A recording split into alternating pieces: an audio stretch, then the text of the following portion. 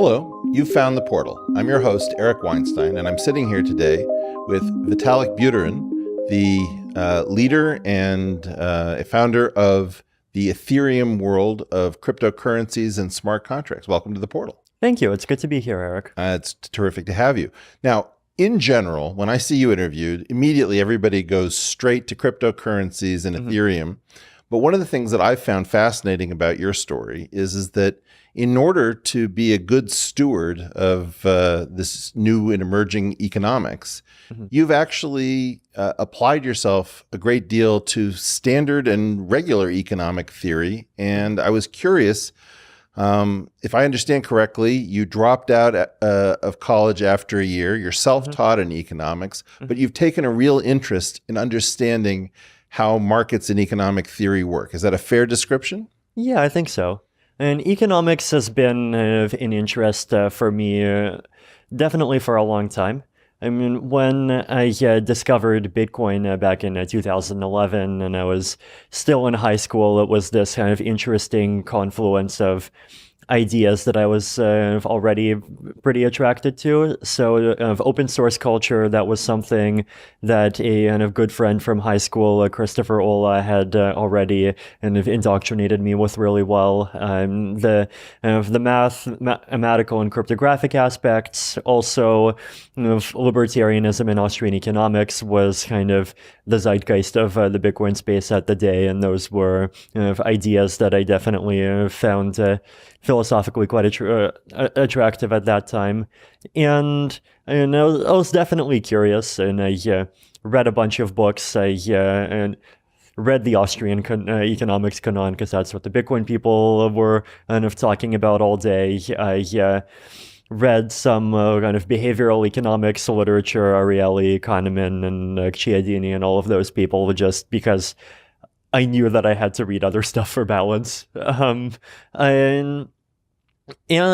also economics itself is a pretty mathematical kind of subject. Well, kind of, right? It's on the borderline because it's kind of both mathematical, you got your curves and your derivatives and your intersections, but also humanities, right? It's really at this intersection of both figuring out how to apply these models to kind of specific cases and also trying to figure out, well, which models are really correct in the first place. And the first question you can answer with math, but the second question you really can't, and you need other kinds of thinking as well. Well, this is an area of my own interest because the way I see it, economics is odd in a way that very few people, I think, have appreciated, in that if we take what could be argued to be our two greatest ideas in scientific man, let's say, one would be sort of the geometric dynamics of physics, and economics has been constructed to be an as-if physics, if you will.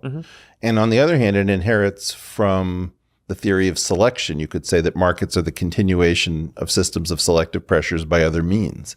And so what happens when our two greatest ideas touch each other, and they do it in a place which has very bizarre properties by my way of thinking? That is, that economists are on the one hand very rigorous thinkers and are also very susceptible to what we might call political economy and distorted thinking. Does that ring true to you? Yeah, definitely. I mean, there's definitely this kind of combination of on the one hand, you have these mathematical formulas, and on the other hand, these assumptions. And often, the assumptions can be pretty well hidden, and they're kind of difficult to see at first glance, right? And it really can be subtle, right? So, one of the arguments that economists tend to put forward is basically mutually beneficial transactions are beneficial, and so we should not interfere with them, right? If I have a Klein bottle and I want to sell you the Klein bottle, you're willing to pay $5, then I clearly value it at less than $5, you value it at more than $5, therefore the transaction's on net good, and therefore I should give you the bottle and you should give me the money, and that's what we would do. But at the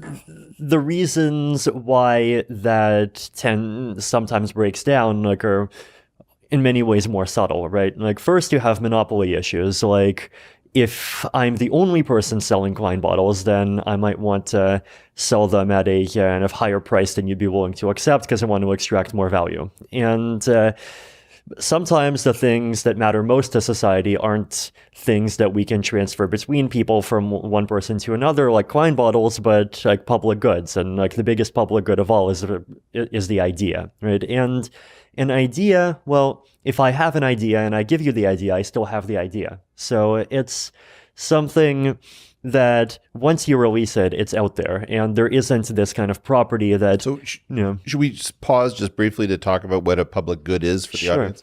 Yeah. So, a public good is technically defined within economics. Many people have an intuitive idea as something which is, as you're stating, has this property of inexhaustibility. And then the other attribute would be excludability, which is non-excludability for public goods. Not non-excludability. Sorry, the attribute of excludability and is used to define a public good. So if something is inexhaustible and inexcludable, then it has this weird property that even hardline economists would agree that the market may fail to price it. In fact, will fail to price the value to society of that object. So there's an admission within economics that there are zones of failure. Right. Well, I guess the big kind of rethinking that needs to happen is that like there's long been this kind of zeitgeist that private goods, like things that I have and if I give it to you, I don't have it and you have it, are the norm, and public goods are a rare exception.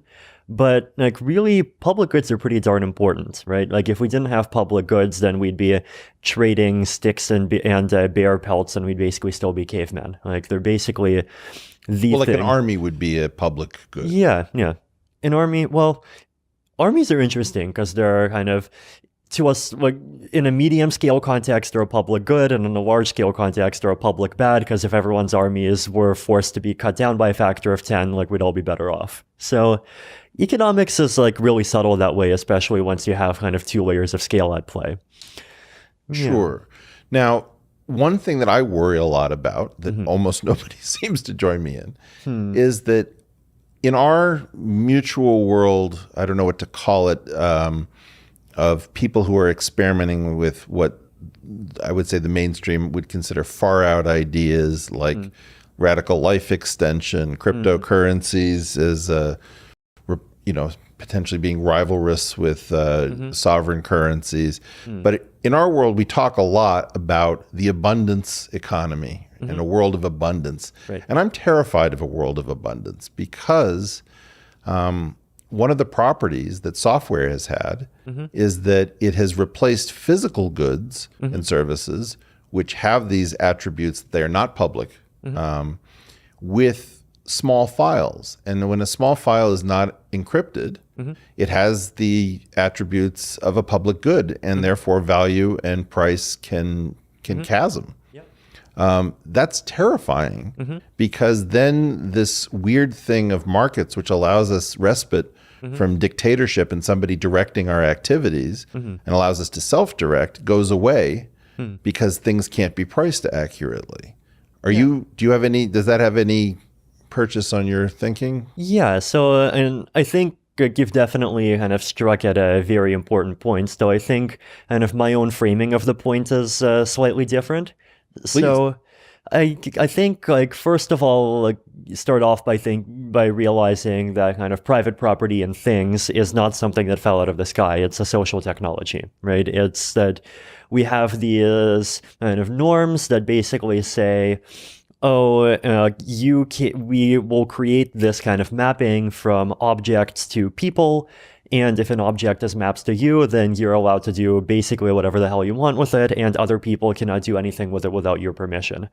And if that concept did not exist, then physical objects would be public goods, right? Because, like, if there's a Klein bottle over here, the Klein bottle would be there, but like really anyone could take it. And if you produce Klein bottles, then like you're not producing something for yourself, you're producing something for pretty much the first person who comes along and grabs it. And So property rights, right, are this kind of social technology that helps make private good economies tractable. And we could consider making social technologies to make public good economies tractable, right? Like the existence of public goods by itself is, and it's not good or bad. Like arguably it's even good because it means that people can cooperate with each other on such large scales.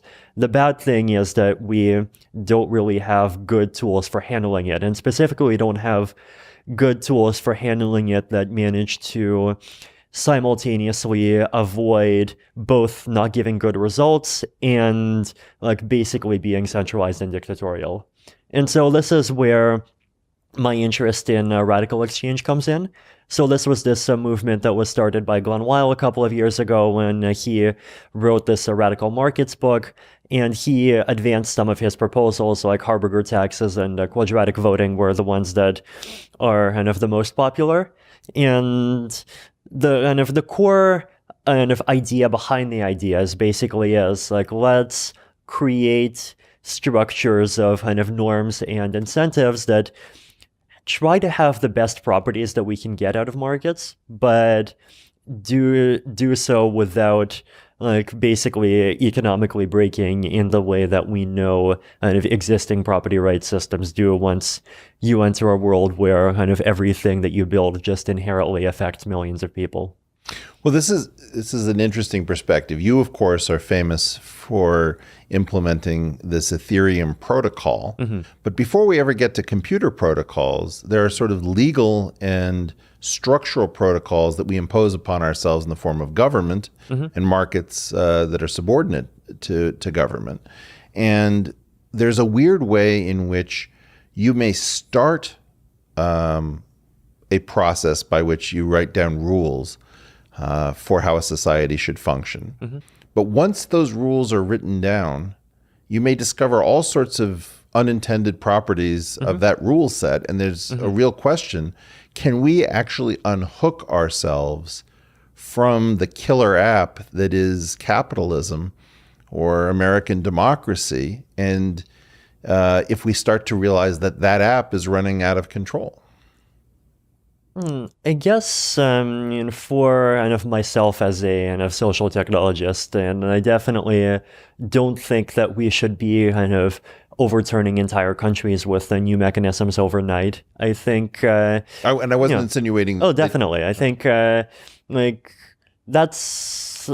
figuring out how to kind of solve like grand problems of humanity is a long-term goal, but I mean, short-term goals are there's little things that we can make better, right? So, and this is actually part of why I find cryptocurrency and blockchains interesting, because they are, in a lot of ways, this ideal ground for economic experimentation of different types, right? So, like, to give one concrete example, so one of the ideas that Glenn Weil and myself have come up with and are pushing forward is something called quadratic funding.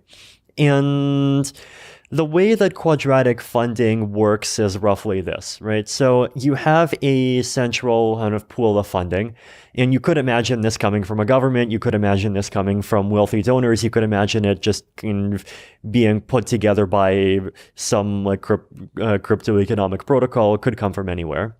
And then you allow people to like basically set up projects, and you let people say, I have a project, here is something that I'm doing, and if you like this, then you can donate to me. And you let people donate to projects. And then the core of the mechanism is basically that if there's a project that multiple people donate to, so there's some project, you donate to it, and someone else donates to it as well, then your donation doesn't just benefit you, it also benefits the other person. And the other person's donation doesn't just benefit them, it also benefits you.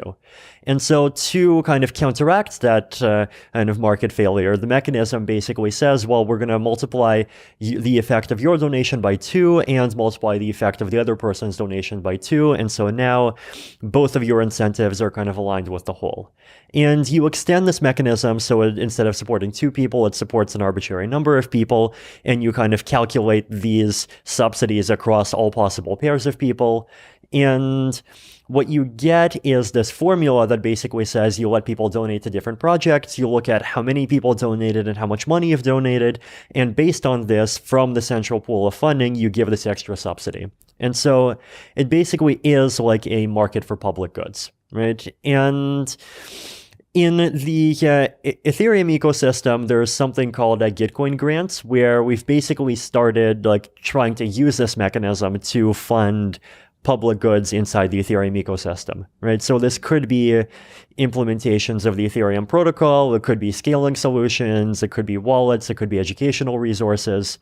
And we've had a kind of test round recently with about kind of $200,000 in this central matching pool, and it recently finished. I mean, you can go to gitcoin.co/grants to see the results, and we got contributions from hundreds of people, and the results it gave were actually pretty reasonable. So fantastic. Yeah, and so I think Ethereum could have a lot of value as in just being a test net bed for decentralized governance and decentralized public good funding infrastructure of this kind. And well, I think that's fascinating. I guess one of the ways in which I would understand that is, when my wife, who's an economist, and I talk about this stuff, we often talk about a market democracy has these two voting systems. One is $1, one vote, and the other is one person, one vote. Theoretically, anyway, even if that's honored only in the breach. Yeah, and like liberal democracy does this horrible thing of like treating these as opposite poles, where something is either one or the other, and they're often fighting each other, when really everything's a spectrum. And I like that a lot. I mean, another thing that we've been discussing recently, and this again is sort of joint with Pia Milani, is thinking about the Chicago approximation, where you've got some reality that's incredibly nonlinear and complicated, and then weirdly, in one of these famous instances where the map is not the territory, you take this incredibly simplified world where agents have this properties you can't even believe you would ascribe to a human being, where you call it homo economicus, and it's perfectly rational, and it has all of these characteristics like an automaton that only makes rational decisions. And then you impose that like through law and economics programs, and suddenly you've distorted your society by taking the map as the territory so seriously that you don't realize that you're destroying something and distorting it. Yeah.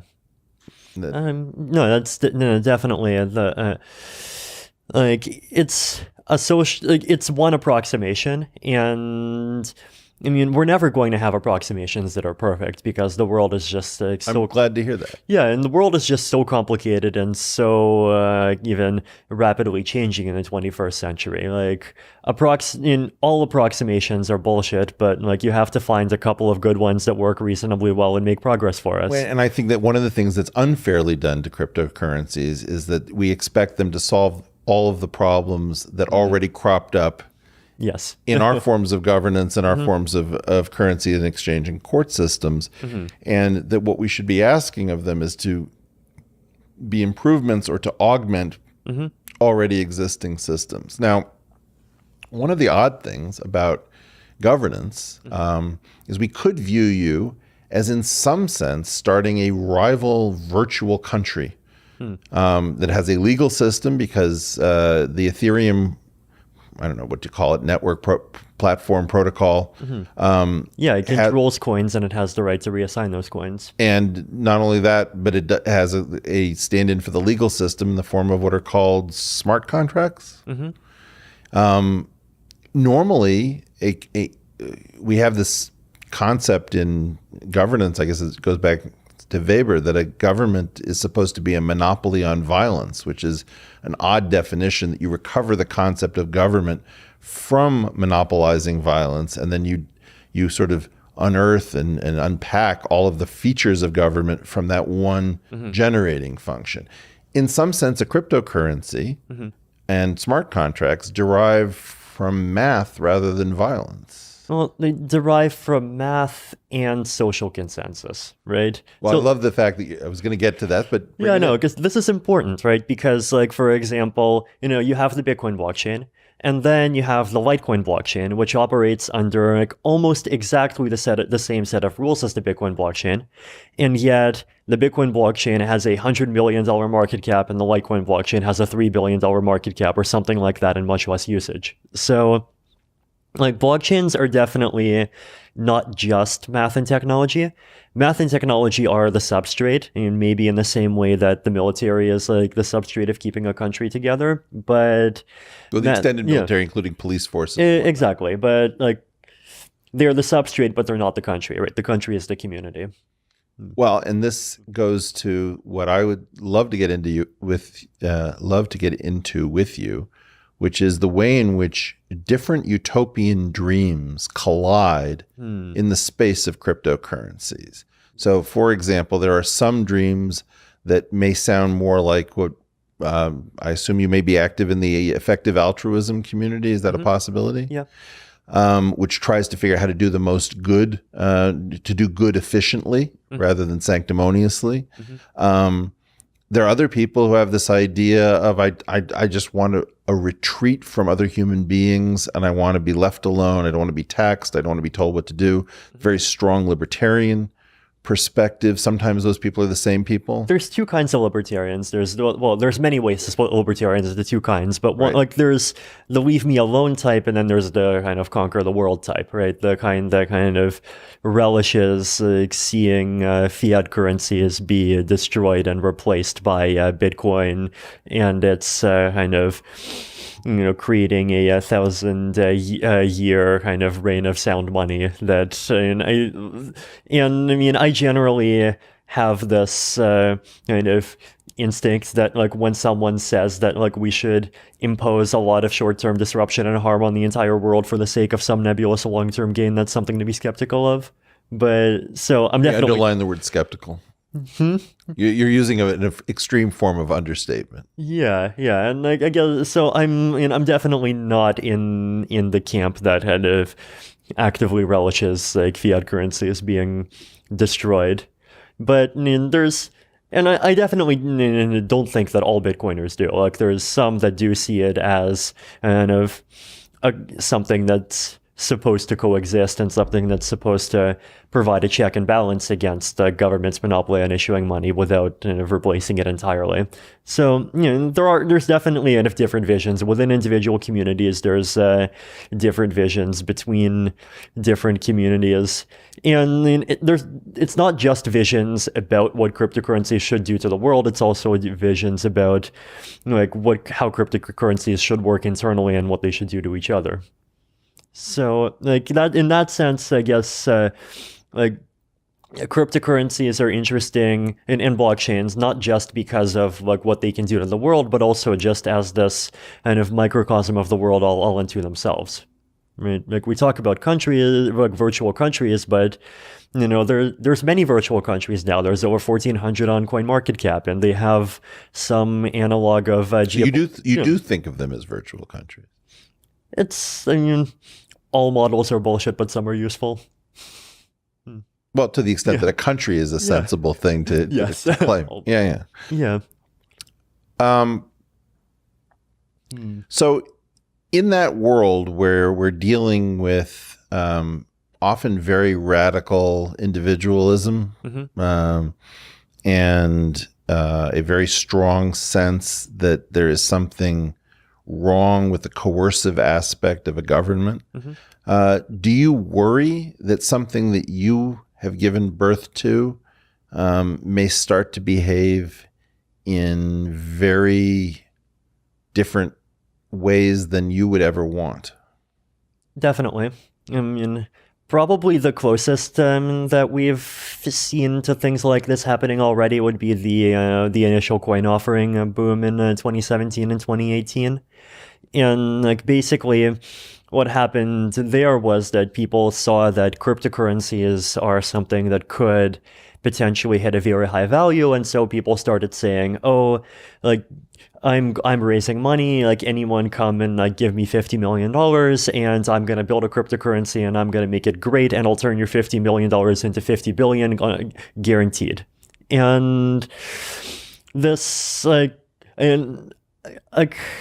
it's complicated, right? Because I mean, on the one hand, like the possibility of kind of raising money and using it to fund cryptocurrency development, like it did a lot of good, right? And like in general, like the open source community, it kind of acutely suffers from this kind of public goods challenge that we talked about, because open source software is a very public good, and like we saw some very public kind of splats involving open source software being under-maintained, like the Cloudflare kind of issues a couple of years back, when it turned out that an OpenSSL library was like really, really under-maintained despite billions of dollars of value depending on it. And with cryptocurrency, suddenly you can make things that are completely open source that through coins do have a funding mechanism. And like, this has massively accelerated the development of many kinds of cryptography, zero knowledge proofs, and peer-to-peer networking, a lot of other things. But on the other hand, like it's also given rise to this kind of speculation, and in many cases, the projects turn out to be outright fraudulent, right? But it's a really delicious and weird situation. I haven't asked you about it yet, but I presume that your net worth crashed a great deal. It got run up and then came back down. It did, yeah. And were you happy in any way about that? Relieved. Relieved. Yeah. So when right at the top of the big bubble, like in December 2017, when Bitcoin was hitting 20,000, ETH was hitting 1,400. I made this tweet, and a series of tweets, and that kind of became somewhat famous within the space, where I basically said, the cryptocurrency space has reached $500 billion. Does it deserve it? Like, do the things that it's actually accomplished, like, hold a candle to the promises that the market is ascribing to it? And I mean, the subtext of my answer is not yet, and I was proven very right fairly quickly. But you didn't short it, did you? So I did get the Ethereum Foundation to sell about 70,000 ETH, like basically at the top, and that's doubled our runway now. So, and it was one good decision that had a lot of impact, but did not short. I should say that I was weirdly somewhat relieved as well. I view that the innovation of decentralized transactions and the it's hard for me to say, because I actually am convinced that the blockchain should be an intermediate state and should not be the permanent version of decentralized computing. I agree. Okay. But I thought that was such an amazing innovation that you could have a locally enforced mechanism without a centralized authority, but with a global ledger, which I see of it as a point of intellectual failure. That in some sense you're mirroring the transactions of the physical world. So, for example, for those listening at home who don't have a visual here, Vitalik has several glass bottles next to him. Were he to give one to me, which he shouldn't do right now, but the idea would be that it would no longer be in his space and it would be in mine. And that property of atoms has been somewhat mirrored in Bitcoin and blockchain and Ethereum transactions. And this is like the concept of like money as a thing, right? The kind of the scarcity, the 21 million limit. If I give you 5 coins, I have 5 less and you have 5 more. Right. And so the idea is that what you're doing is you're porting conservation laws from the physical layer into the logical layer. Right. And yeah, and if to some extent kind of reflects the kind of very deeply kind of Austrian economic libertarian origins of the space way back in the end of 2009 to 2013 days. And I mean, creating like digital gold was pretty much and a digital payment system was the first use case. But I mean, I definitely think that like we can and should be thinking about point systems that work in ways other than money. Well, I agree with that. And I also think that it isn't digital gold because As the saying goes, gold or money has no stench, and that the blockchain is this bizarre difference with the physical world in that it is a distributed ledger that may be somewhat anonymous, but it still gives the history. Like if I hand you $1 and you don't have access to any particular means of analyzing whose DNA is on that dollar, you have no idea where it's been.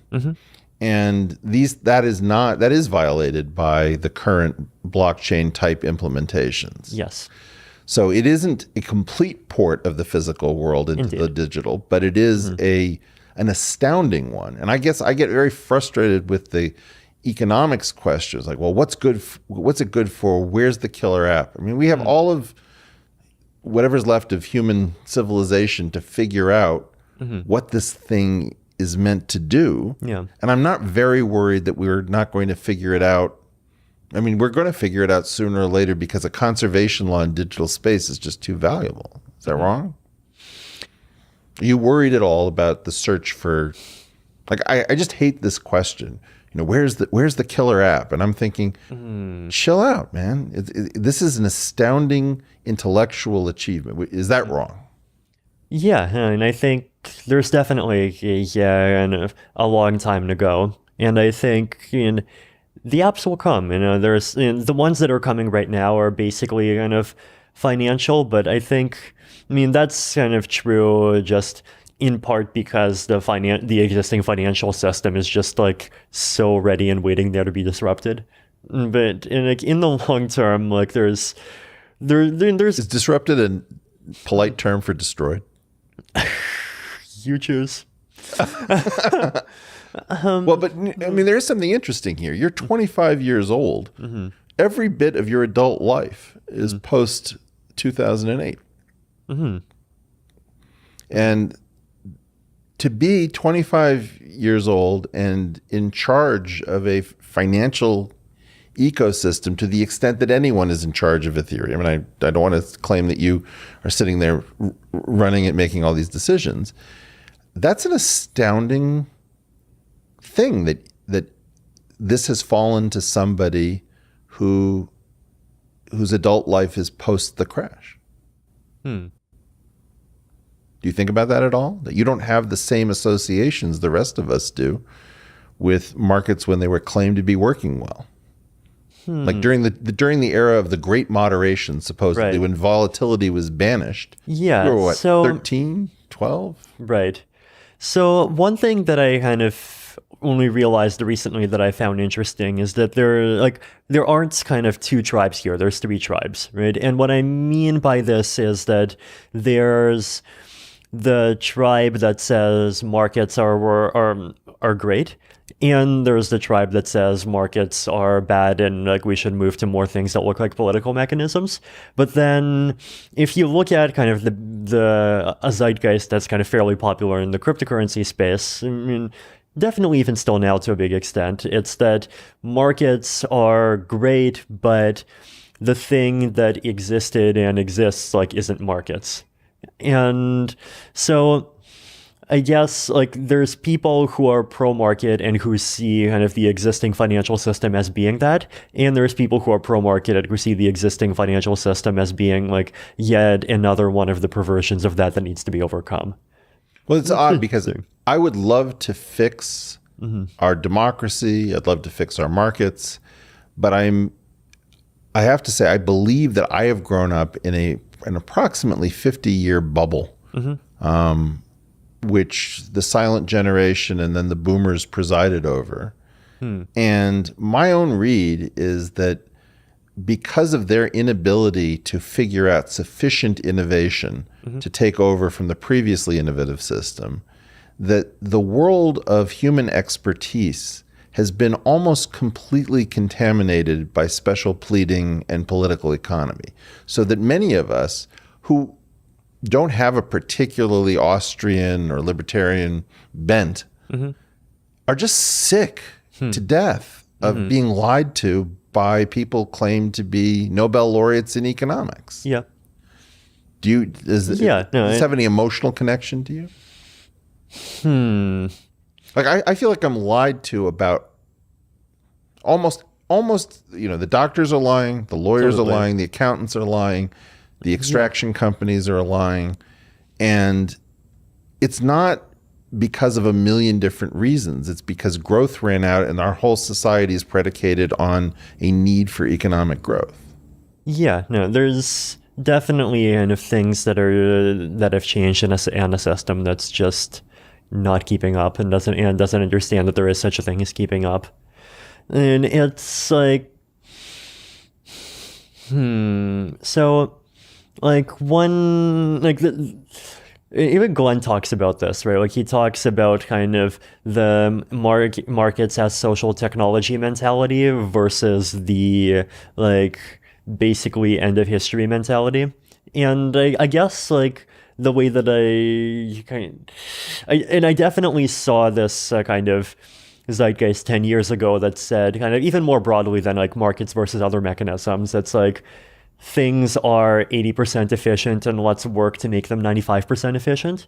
Whereas like the thing that's really going on is that things are 3% efficient and we should work hard on making them 6% efficient.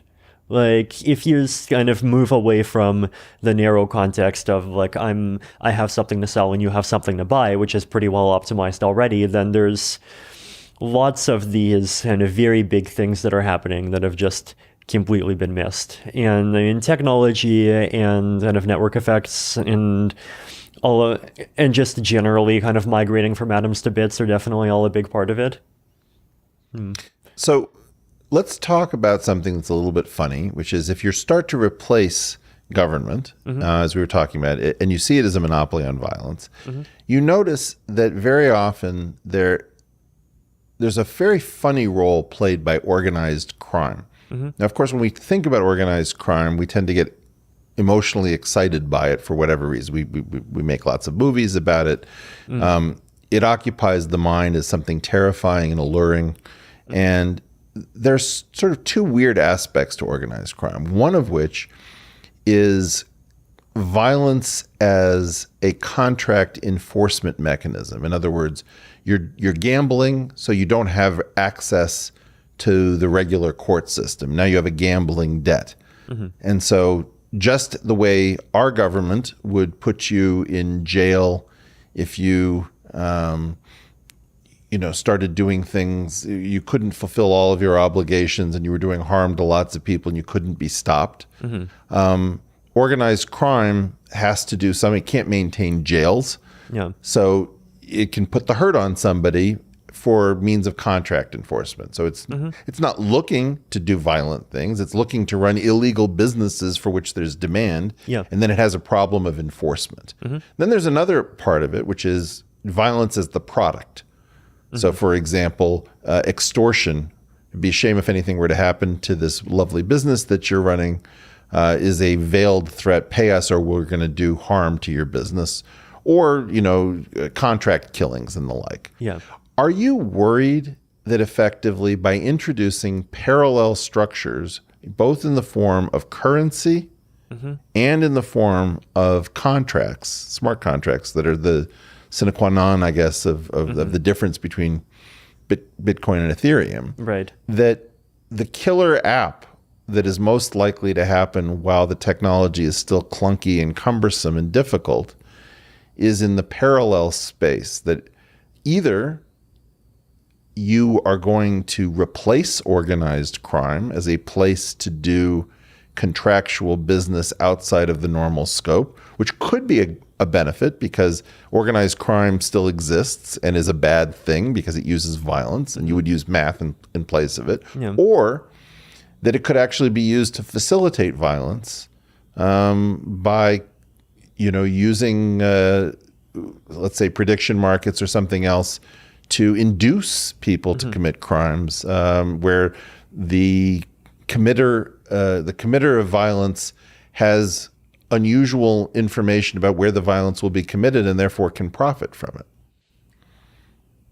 It's definitely a worry that I and lots of people in the crypto space have had since the beginning. Though I do feel like at least so far I've been surprised. Like it feels like less of it has happened than we had expected. That's the thing. Yeah. Now, what accounts for the idea that something that can be dreamt has mostly not occurred?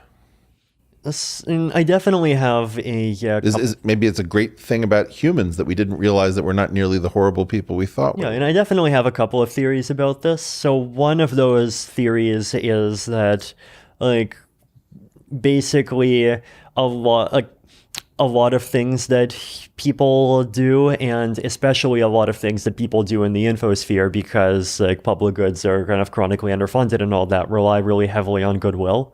And so, you have goodwill that if you pay someone to write some piece of software for your website, it's not going to include some Malicious bug, code. yeah, some bug that'll steal people's money or tell the FBI where you are. If you create a system for like enforcing agreements that they'll actually get enforced, then even like on internet forums, they depend on kind of a lot of volunteer labor for just things like moderation.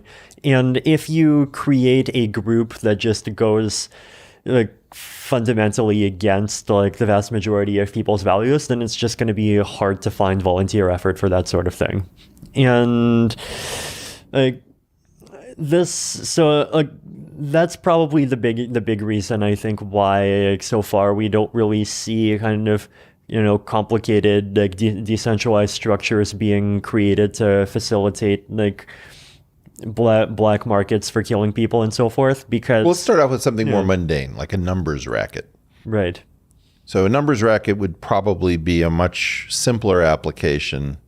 So what do you mean by numbers racket here? Well, it's something that takes the place of a lottery where let's say some naturally occurring number that would be printed in a newspaper, and presumably nobody has the influence over what number gets printed, Right. constitutes the lotto draw. Yeah, lotteries have existed on blockchain since the beginning. Yeah. Like,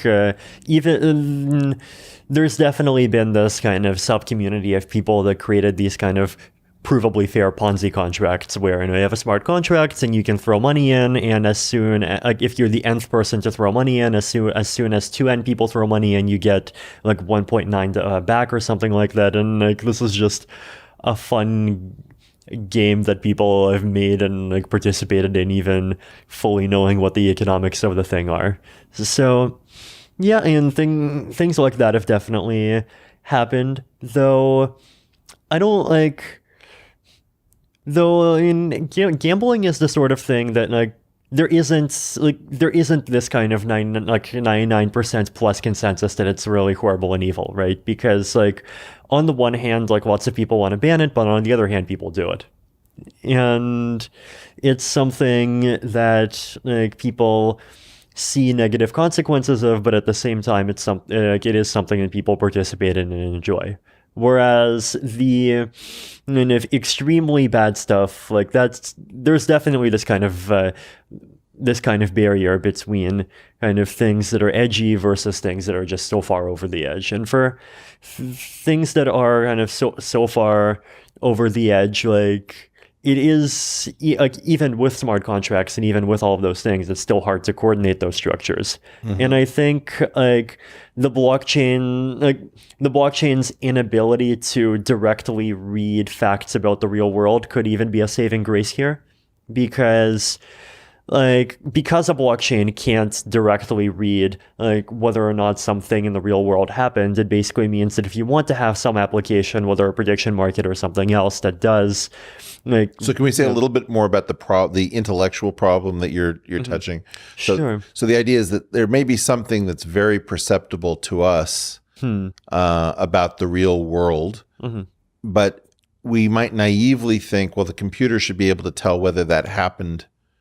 Right. Or it didn't happen, and that's a surprisingly difficult thing to code up reliably so that the interface between the world of bits and bytes and the world of otherwise physical reality, which often we don't realize we're thinking about subjectively, that it's hard to maintain that interface so that the way in which the things that have happened in the real world can be definitely agreed upon without any kind of adjudication inside of the digital world. Right. Yeah. So I don't know how to say that well. blockchains are kind of fundamentally programmatic medium. All they see is like data that gets fed into them and what they can compute as a result of that data. And so if you want to create a smart contract that says if someone figures out what the prime factors of a big number are, pay them a reward, you can do that because prime factors are something that you can multiply together and verify. But if you want to have a smart contract that says if there's a hurricane in Sri Lanka, then pay $500, then like you can't do that on the blockchain itself. Because like computer code has no idea what hurricanes are. It has no idea what Sri Lanka is. No, but it could, in that case, you could have a designation that, that the national... correct, third-party sources. And this is the thing that... Somebody else turns it into data. Exactly. This is the thing that a lot of applications are doing. But the thing that's important to keep in mind is that as soon as you do that, like your smart contract is no longer fully trustless. Right. Right. So there's this concept, which is like a utopian concept of a trustless legal system so that you don't have the messiness of humans anywhere in the system, and you can have complete faith and confidence in the contract that you've struck. Yeah, right. And like outside of like basically giving bounties for solving math problems, like it's not something that you can 100% achieve. So I can't necessarily ensure my vacation that if I go all the way to Argentina and the weather is terrible, it pays out because we can't agree what terrible weather is. Right. Like you can create structures made out of individual participants that can try to kind of align incentives to get people to kind of give correct results. Like you can have complicated kind of contraptions involving people giving different answers and policing each other and rewarding people who give the same answer that other people have committed to and things like this. But like you can only try to approach the ideal of kind of correct truth. Like you can never 100% reach it. Now you started Ethereum in 2014, 2015? Started end of 2013. I mean, it launched in 2015. Okay. Would you say, let's use launch date as an artificial date. Would you say you are more or less excited emotionally than you were when it started? You've now been through, you've logged some miles here. I've definitely excited. More excited. I think the main difference is kind of more definitely kind of excited in the sense of like 4 years. Well, definite kind of as opposed to indefinite. Right? Like 4 years, 4 years ago it was about like, hey, let's make this platform to kind of try a bunch of really cool things. We have no idea what's going to happen and let's just stick it out there. And now like we know things about things that people are already doing. We know things about things that people wants to do, and we also know more about like what the limitations are.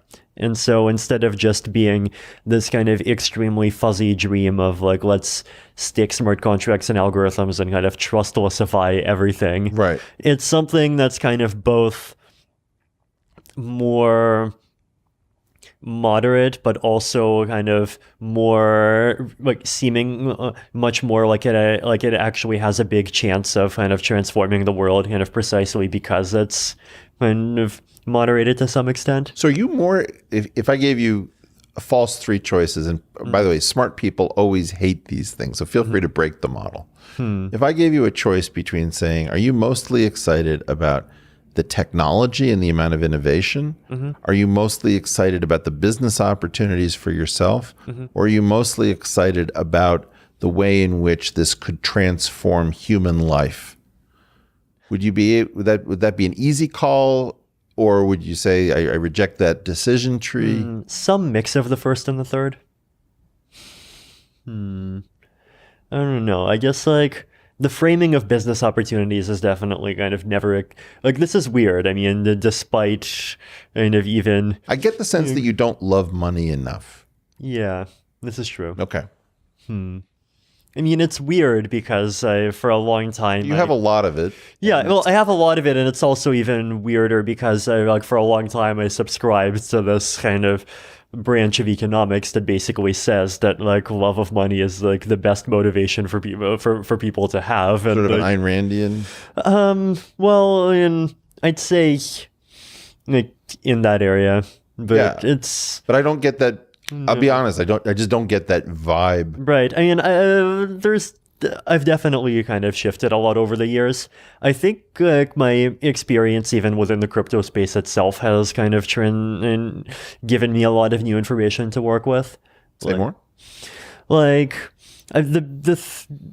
basically, and this goes back to this kind of cryptocurrencies as a kind of microcosm of wider society thing, right? Like, if you're like basically any movement, regardless of like what the movement is for or what its goals are, to be succeed, it needs to be sufficiently big. And once something is sufficiently big, it needs to have internal structure to coordinate and achieve its objectives, which means that it suffers from governance issues, it suffers from public goods issues, it suffers from conflicts with adjacent movements, it suffers from conflicts between its own values and its own desire to succeed, and so on and so forth. And like it needs to come up with ways to answer like basically almost the same kinds of hard problems that the world as a whole is working on. Well, you know, it's interesting. When I look at this sort of world of people, maybe it had an epicenter in the Bay Area, though I think it's less true now, who are trying to figure out what is the future and how do we get there. There's a very clear sense that people's creativity and their intelligence is correlated with their financial success, but it's not very tight. And so there's like an embarrassment that, well, that person is super amazing and they're not doing all that well. This person somehow metabolized a tremendous amount. This is something that I've definitely kind of realized just from kind of my travels. Like I've interacted with a lot of kind of super famous people in different kinds of positions, which includes like some world leaders and includes some kind of leaders of like fields in cryptography. And you realize that like people in these positions, they are impressive, but they're not like super amazing, godlike impressive, right? Some of them are. Some of them are, but then there's also super amazing, godlike impressive people that just like don't get that much recognition at all. That's sort of what I'm trying to get at. Is that if I think about, like, if you hang around with musicians, very often you'll have somebody who's a super famous musician and say, you want to know who's really good? And they'll tell you somebody you've never heard of. You say, well, that person's a musician's musician. Exactly this, yes. Right. And so, you know, if I gave the name of people who are famous for being, let's say, physicists, they're very often the people on television as physicists, but they would all point to some guy who doesn't give a lot of interviews and say, well, that's the top guy in the field. Exactly. Like basically, like social status like is predicted by competence multiplied by like basically publicity skill, and that's half correlated with competence for obvious reasons. Right. But like those people also know the people that have the real competence. And that's one of the things that I've always found really interesting about people who have this diehard belief that markets produce justice, which is, I do think that success in markets is somewhat correlated or has been with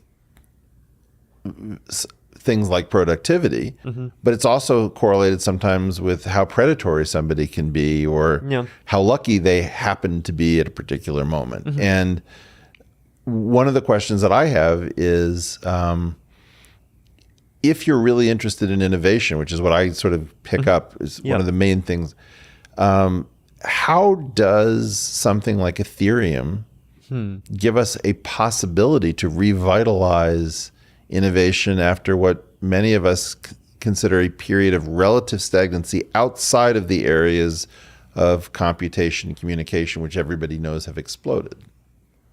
Do you think about how Ethereum can mediate a new renaissance, a new generative age?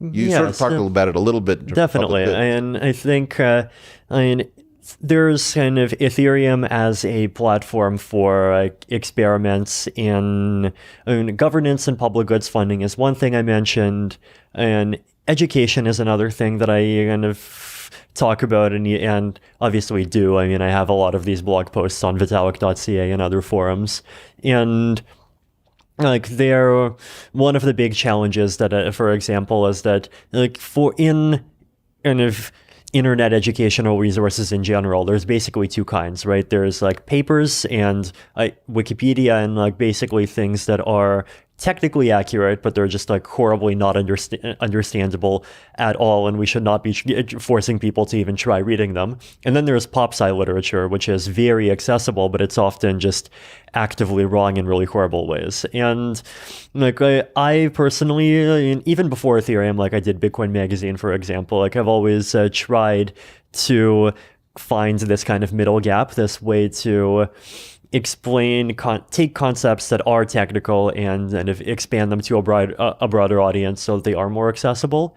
And this to me has been important in part because I view accessibility of information about the technology as a precondition for even the decentralization of the space. If the thing technically runs on 50,000 computers, but only 42 people know how it works, then your decentralization index isn't 50,000, it's 42. And so... That's a very nice point. Yeah, and so trying to kind of improve even how we in the Ethereum community kind of work on innovation internally. But so those are kind of things that happen in blockchains as a lab for trying out new things, kind of first for the blockchain space and then potentially export it to other things. And then we can also look at kind of blockchains as something that can be used to improve and create better institutions. So one of the Ethereum Foundation's researchers, Vlad Zamfir, he actually got into Ethereum because he was looking at how to improve academic publishing. And he saw things the existing peer review mechanisms and how they were just very flawed in a bunch of ways. And he thought that hey, here's potentially a platform that we could use to build something that does better. And that's one of his core interests and why he's even continuing to work on the technology. I hadn't understood how insiders viewed peer review in an academic context until a finance professor got drunk at a party and said, that guy who's harassing you in your research in finance, you don't know why he's doing it. I said, well, why do you think he's doing it? He said, well, I know. He says, we've created a system where our fees are sky high to consult. And we do this by making the number of professors in our field small by controlling peer review. And so that effectively we are a conspiracy and restraint. And this guy's just telling me straight out that this is a gating function to keep their consulting fees high. And that this guy is going to do everything that they tell him to do because otherwise he can't come into the club and charge these rates. That sounds about right. Right. So that one of the another killer application. So you have one potential suite of applications which have to do with facilitating illegality. Some of that might result in net reduction of harm because you could replace violence with math. Yes. On the other hand, a place where you could have a really positive effect is political economy, where by removing the human ability to act badly, you effectively create a much fairer, more representative world. Exactly. Yeah. What do we do? So you have an interest in the two fields that I find Wikipedia can't explain to any normal human being are theoretical math and physics. Even biology, you can sort of guess what's going on because you have something concrete to think through. But even biology, you gotta learn math to deeply grok it, because otherwise you're just memorizing names of chemicals. Well, but you could. I have a PhD in math. If I try to read a math paper one or two fields over from my own field, right, I will do less well with it than if I read a biology paper, even though I've taken no class in biology.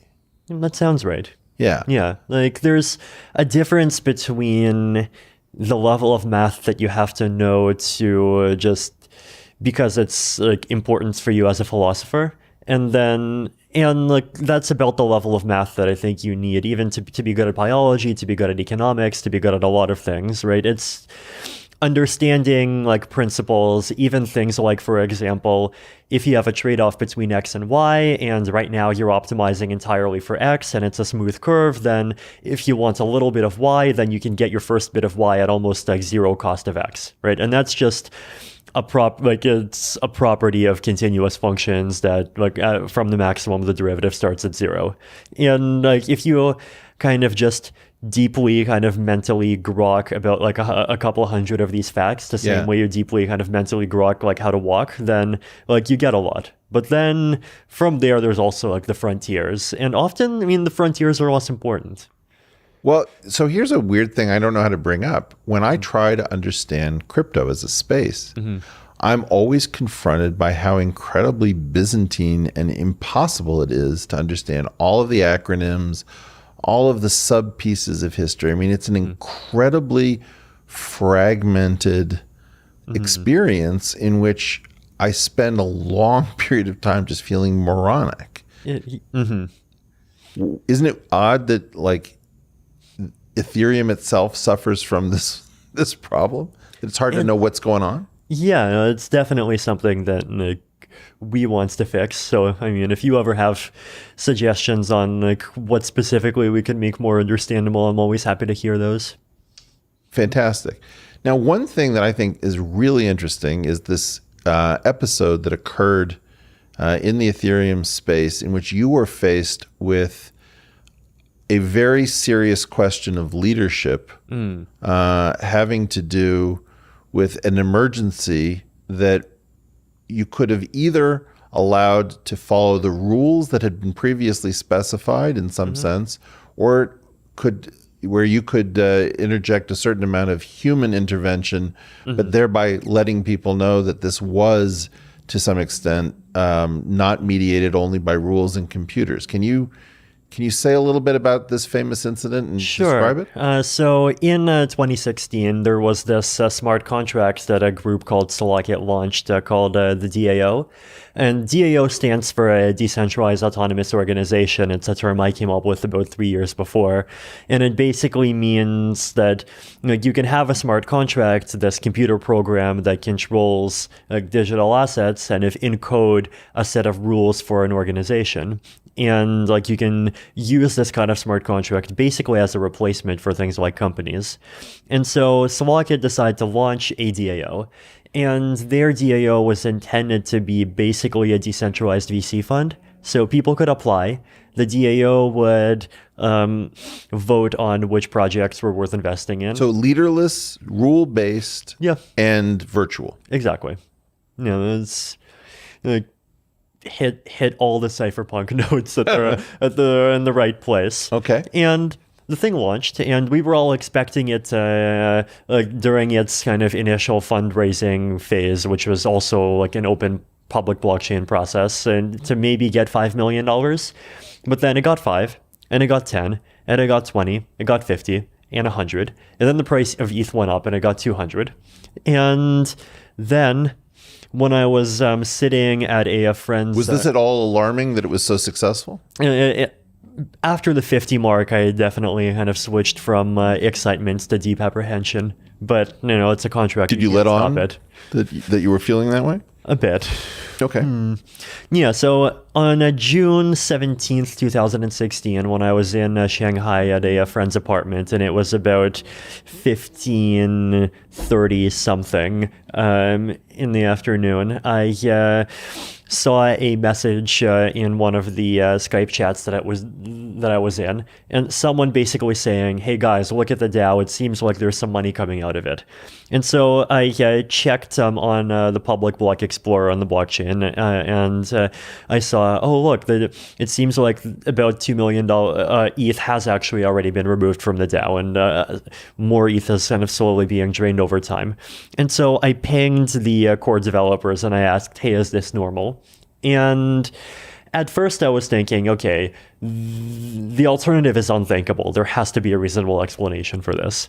And So you were locked into some sort of denial. at the beginning, yes. And the developers looked at it, and over the next half hour, as more and more people came online and started chattering with each other, it became clear that the unthinkable has actually happened.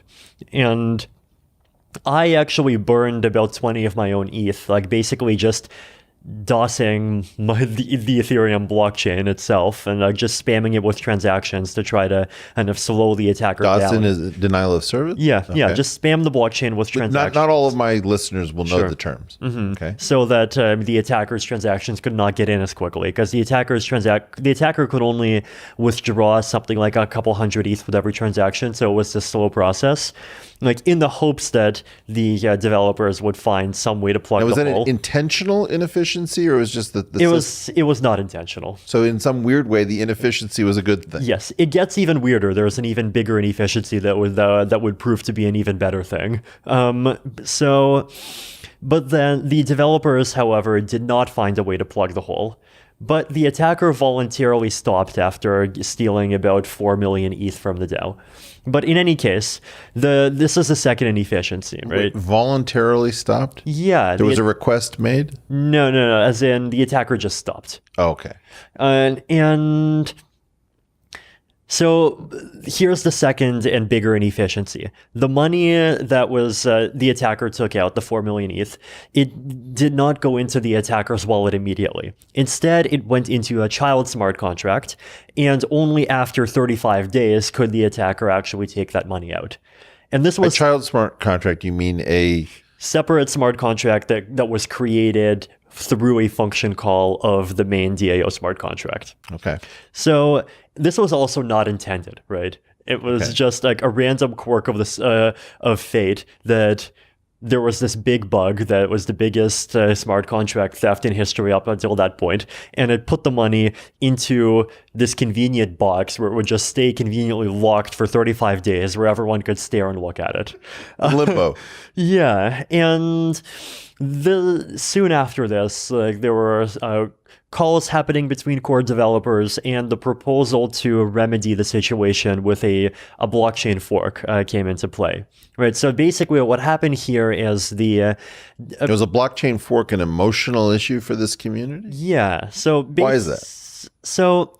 Well, I guess first of all, what is it? Exactly. So explain what would happen. So in general, a blockchain fork is a normal process, right? You have an upgrade, and the developers of the Ethereum clients implement code that basically says, after block number 4370000, stop processing blocks according to the old rules, start processing blocks according to the new rules, which have extra features attached. And where blocks are just packages of transactions. Yeah. Yeah. Okay. So before this these code patches are formally proposed, there is this mini month-long period of deliberation where changes are proposed, people discuss them, people talk about them, and generally it's agreed that these changes are good, and so people just go and download the code, and because everyone's downloaded the code, the blockchain after block 4370000 follows these different and better rules. This is a very warm and very human process. It isn't the cold logic of a machine. Exactly. Okay. And so the DAO fork, it was also a fork. It was also a code change implemented by the developers of the clients that was pushed out through a new version of the different clients that people could download, and users went ahead and voluntarily downloaded it, and it would basically change the rules of the blockchain. Except instead of changing them permanently, it would only do a single one-time change.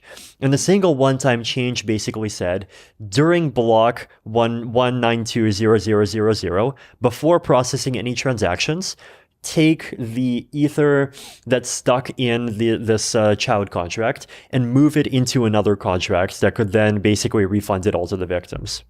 And so this was a very kind of manual intervention, right? It basically says, like, we all agree to run code that just irregularly takes this money and just reassigns it to this other thing. So it's very weird because, we always think in like a sci-fi movie that something that you think is human would rip off its mask and reveal itself to be a computer. And this is the reverse. Exactly. The computer face is ripped off, revealing humans behind this technological stack. Yes. And I mean, ultimately, like, people talk about kind of blockchain immutability, and like, this is this idea that basically you're not supposed to do this sort of thing. And wait, where does that supposed to come from? Exactly. So like, there's definitely a sense in which it exists technologically, because like actually pulling off one of these forks is incredibly hard. And for example, if it was not the case that the money was conveniently stuck there in one nice little address for 35 days, it would basically not have been possible to do it, right? Because as soon as you announce this protocol change that says we're going to take money out of here, put it in there, the attacker could just move the money from there to a different address. And basically you play this cat and mouse game and the attacker could win. But sometimes there is this possibility where you absolutely can just like do these interventions, and you can just decide to stop running this code and start running this other code. And the only reason why this is not done more frequently is basically because there exist these norms, right? And there exist norms in the blockchain community. Vlad Zamfir, the researcher I mentioned before, kind of calls them Szabo's law, and like named after Nick Szabo. And Nick Szabo actually dislikes the moniker Szabo's law, but like, it is a pretty accurate representation of kind of his beliefs, and the beliefs of many in the crypto community, which is basically that, like, even though it technically is code run by humans, we should act as though it is code not run by humans. And because it is digital gold, right? Gold is not run by humans. Gold is gold. And so if we want to make something that is like gold, then even though we're unfortunately stuck with this thing run by humans, we should like try as hard as we can to pretend it's not. And like, this was the ideology of a lot of people in this space. And the DAO fork very much went against this ideology. And so like, even though, in my opinion, like, having norms that you can't just like go and edit whatever you want is valuable, but like, when such a large fraction of the ecosystem is at stake, it's worth rethinking things. But like, other people were kind of even more rigid in this regard. And so there was this kind of split in the community. And a portion of the community actually did not download the updates, right? A portion of the community did not download these code patches and implement the fork, and they just said, we will continue running our old chain. And the old chain has since then been called Ethereum Classic, and it runs to this day.